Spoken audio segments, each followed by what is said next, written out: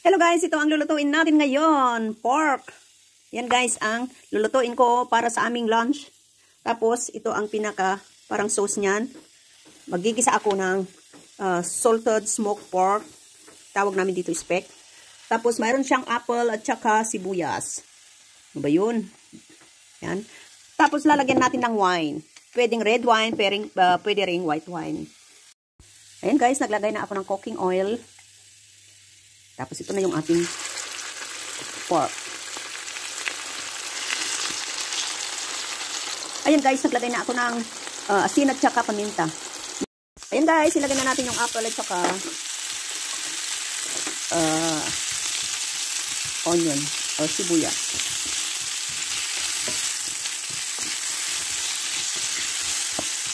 Yun yung ating slice pork.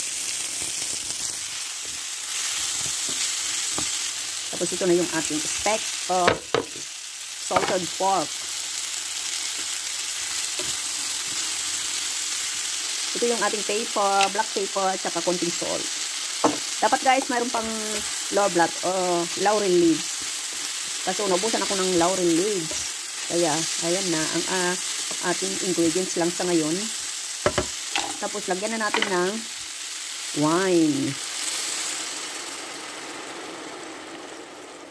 Ayan.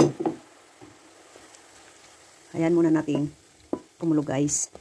Para lumambot yung ating apples or apple.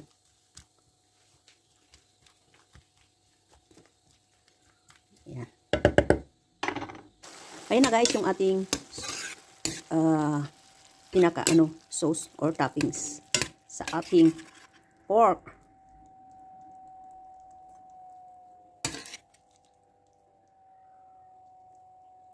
Ayan.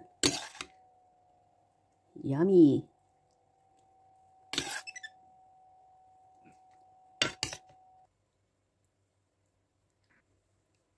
Ayan. Kainan na guys. Ito na yung ating ulam. Tapos ito naman yung ating patatas. Patatas kami ngayon guys. Wala munang rice ngayon. Kasi gusto ni boss. Deutsche Seafood. Oops. Okay guys, let's eat.